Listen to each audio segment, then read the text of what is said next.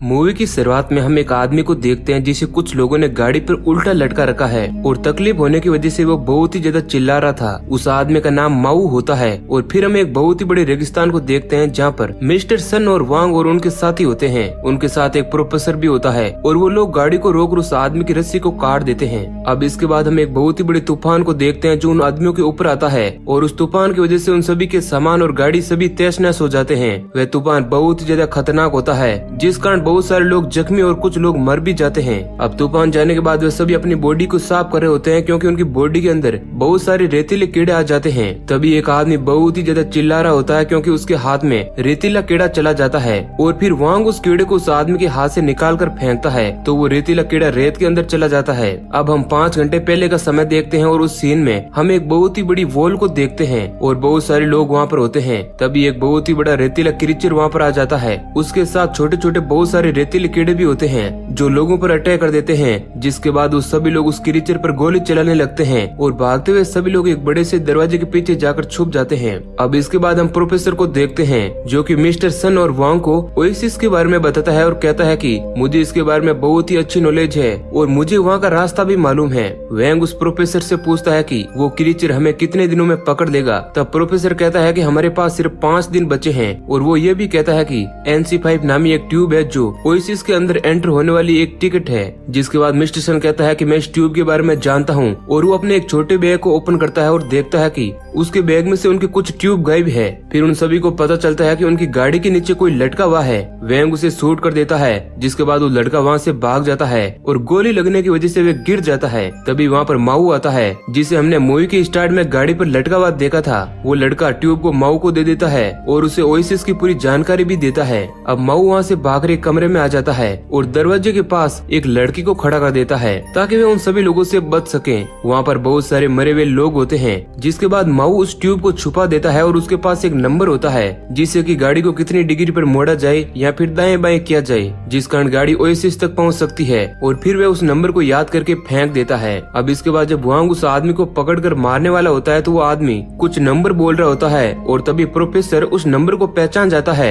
और माऊ को मरने से बचा लेता है। अब इसके बाद प्रोफेसर मिस्टर सन को कहता है कि इस नंबर की मदद से हम ओएसिस के नंबर का कोऑर्डिनेट ढूंढ सकते हैं। अब इधर माऊ बाकी के बचे हुए नंबर उन सभी को नहीं बताता है और कहता है कि बाकी के नंबर मेरे दिमाग में है जिससे कि वो मरने से बच सके। तभी वहाँ पर रेतीले कीड़े आकर अटैक कर देते हैं जिसके बाद वो सभी रेतीले मैदान में आ जाते हैं और वहाँ पर आकर फंस जाते हैं क्योंकि उनकी गाड़ी खराब हो चुकी थी और उनके मैकेनिक को रेतीले कीड़ों ने जान से मार दिया था। इसके बाद वहाँ को एक खेत में एक बहुत ही अजीब गाड़ी दिखती है और फिर वो वहाँ जाता है जहाँ पर उस गाड़ी में से एक आदमी निकलता है जिसका नाम ली होता है। ली वांग को बताता है कि उसने बचने के लिए उनकी गाड़ी में छुपना ठीक समझा और फिर वांग को ये पता चलता है कि ली एक मैकेनिक है। वांग ली से हेल्प मांगता है और कहता है कि प्लीज हमारी गाड़ी को ठीक कर दो। जिसके बाद ली उनकी गाड़ी को अच्छे से रिपेयर कर देता है। जिसके बाद प्रोफेसर ली को कुछ खाने को देता है लेकिन ली उस खाने को लेने से इनकार कर देता है और फिर प्रोफेसर ली से रिक्वेस्ट करता है और कहता है कि तुम हमारे साथ आ जाओ, हमें एक लंबे सफर पर जाना है और अगर हमारी गाड़ी खराब होगी तो तुम इसे ठीक कर देना, इसके बदले में हम तुम्हें खाना पीना देंगे। लेकिन ली इसके लिए राजी नहीं होता है और मना कर देता है। इधर वांग ली की बेटी के ऊपर गन पॉइंट कर देता है और कहता है कि अगर तुम हमारे साथ नहीं चलोगे तो मैं तुम्हारी बेटी को मार दूंगा। अब इसी बीच वहाँ पर एक बहुत ही बड़ा ब्लास्ट होता है और जोंगू शहर पूरा तबाह हो जाता है। इधर प्रोफेसर माऊ से मिलता है और उससे पूछता है कि तुम्हें ओएसिस के बारे में कैसे पता चला। लेकिन माऊ इस बारे में प्रोफेसर को कुछ भी नहीं कहता है और फिर वो सभी गाड़ी से आगे बढ़ रहे होते हैं और जिस गाड़ी में माऊ होता है वहीं पर ली की बेटी की टीचर भी होती है जिसका नाम मिया होता है और ली उसे अपने साथ गाड़ी में छुपा कर लेके आया था। अब इसके बाद रात होने की वजह से वो लोग एक जगह पर रुक जाते हैं और रात के वक्त माऊ उस बच्ची के बारे में सोच रहा होता है जिसे उसने दरवाजे के पास खड़ा किया था ताकि वह मिस्टर सन के आदमियों से बच सके। और जब वो बच्ची दरवाजे के पास खड़ी होती है तभी दरवाजे के पीछे से गोली चलती है जो कि सीधा उस बच्ची को लग जाती है और उसकी मौके पर ही मौत हो जाती है। माऊ इस बात को सोचकर बहुत ही ज्यादा रो रहा था। तभी वहीं पर एक रेतीला कीड़ा माऊ पर अटैक कर देता है लेकिन माऊ उसे हाथ मारकर हटा देता है और इधर हम देखते हैं कि वहाँ पर अब बहुत सारे रेतीले कीड़े आने लगते हैं और सभी लोगों की गाड़ी के अंदर घुसने की कोशिश कर रहे होते हैं। वहीं दूसरी ओर वांग फायर मशीन से उन रेतीले कीड़ों को जलाने की कोशिश करता है मगर वो कीड़े बहुत ही ज्यादा होते हैं। और फिर तभी माऊ और ली की फैमिली दूसरी तरफ फंसी हुई होती है। ली की वाइफ इतना ज्यादा डर जाती है कि वो रेतीले कीड़ों को मारने लगती है और फिर एक रेतीला कीड़ा ली की वाइफ को काट देता है।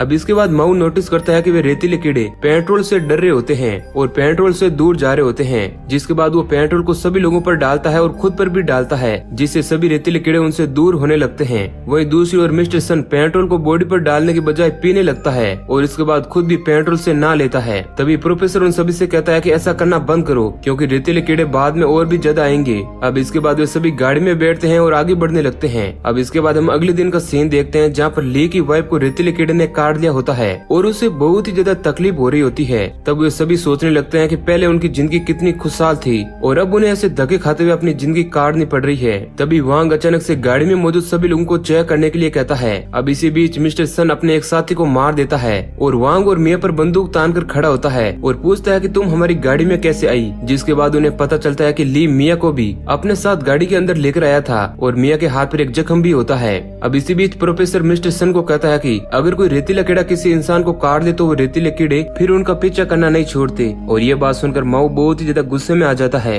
मिस्टर सन मिया और ली की वाइफ दोनों को मारना चाहता था, क्योंकि दोनों के हाथ पर जख्मों का निशान होता है। तभी प्रोफेसर मिस्टर सन को कहता है कि उसने ली की वाइफ के हाथ पर जख्म का निशान देखा था। जिसके बाद मिस्टर सन ली की वाइफ की तरफ गन पॉइंट करता है और उसे मारने ही वाला होता है और फिर तभी ली मिस्टर सन के पैरों में गिर जाता है और गिड़गिड़ाने लगता है और कहता है कि वह उसकी वाइफ को ना मारे। तभी माऊ उन सभी से कहता है कि रेतीले कीड़ों ने ली की वाइफ को जरूर काटा है, लेकिन उन कीड़ों ने मिया को नहीं काटा। माऊ सन को यह भी कहता है कि ली के परिवार के लोग ओएसिस में ऊंचे ओहदे पर अफसर है और अगर हम इन्हें जिंदा बचा कर ले गए तो वहाँ पर हमारी बहुत ही ज्यादा इज्जत बढ़ जाएगी। और अब इस लालच में आकर मिस्टर सन मिया को अपने साथ चलने के लिए कहता है और वो सभी ली की वाइफ को मरता हुआ छोड़कर वहाँ से चले जाते हैं, जिस कारण ली बहुत ही ज्यादा दुखी हो जाता है और रोने लगता है। इसके बाद वहाँ पर रेतीला क्रीचर आ जाता है जो ली की वाइफ को खा जाता है।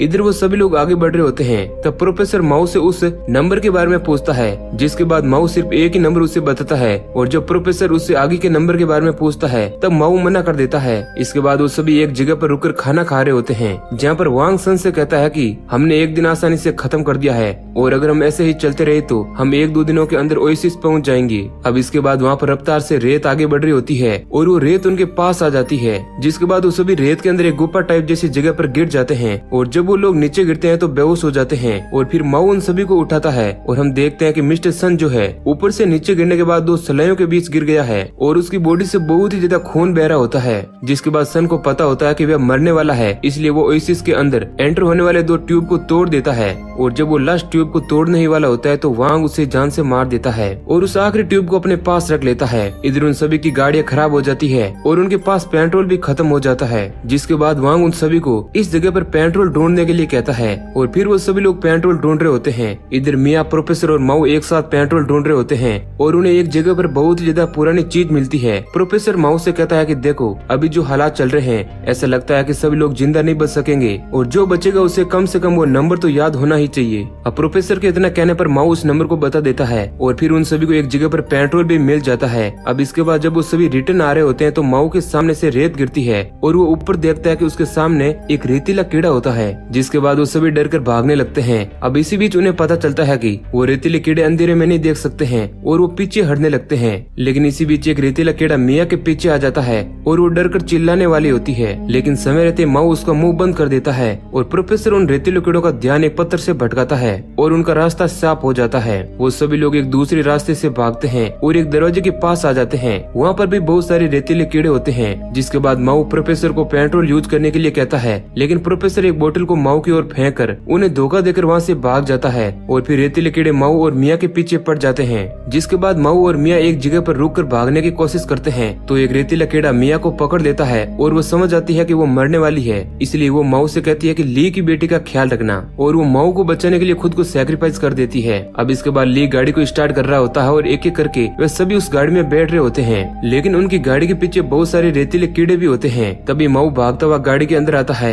और एक रेतीला कीड़ा माऊ के पैर पर चढ़ जाता है। वांग उस कीड़े को बंदूक से मार देता है। अब इसके बाद ली गाड़ी की स्पीड को तेज करता है। अब थोड़े समय बाद वो सभी रेतीली जमीन पर पहुंचते हैं, जहाँ पर माऊ प्रोफेसर का गला दबाकर उसे मारने की कोशिश करता है, क्योंकि उसकी वजह से मिया की जान गई थी, लेकिन वांग उसे बचा लेता है और उससे पूछता है कि हमारे पास कितना टाइम बचा है। तब प्रोफेसर कहता है कि सिर्फ उनके पास 6 घंटे बचे हैं। जिसके बाद वो सभी गाड़ी में पेट्रोल डालने के लिए रास्ते में रुकते हैं और इधर माऊ ली की बेटी के साथ बहुत देर तक बातें करता है और ली की बेटी भी माऊ के साथ अच्छे से बात करने लगी थी। और अब माऊ एक कपड़े में उस ट्यूब को लपेटकर ली की बेटी के हाथ में दे देता है और कहता है कि जब हम ओएसिस पहुंच जाएंगे तो इस ट्यूब को मुझे दे देना और इसके बारे में किसी को भी मत बताना। और फिर प्रोफेसर चालाकी से वांग को हिलने से मना करता है और कहता है कि तुम्हारी बॉडी में एक रेतीला कीड़ा चढ़ गया है। जिसके बाद प्रोफेसर मौका पाकर एक चाकू से वांग की गर्दन पर वार करता है और उसकी ही गन से उसकी जान ले लेता है और उस ट्यूब को वांग के पास से ले लेता है। अब इसके बाद हम फ्लैशबैक के सीन में असली प्रोफेसर को देखते हैं, जहाँ पर वह असली प्रोफेसर एक वीडियो को रिकॉर्ड कर रहा होता है और कहता है कि जो रेतीले कीड़े हैं वे सिर्फ इंसानों को नहीं खाते हैं बल्कि वो कचरे को भी खाते हैं। और वो कहता है कि ये कीड़े बहुत ही तेजी से बढ़ रहे हैं और पूरा चीन शहर बर्बाद हो चुका है, इसलिए इनसे बच पाना बहुत ही मुश्किल है।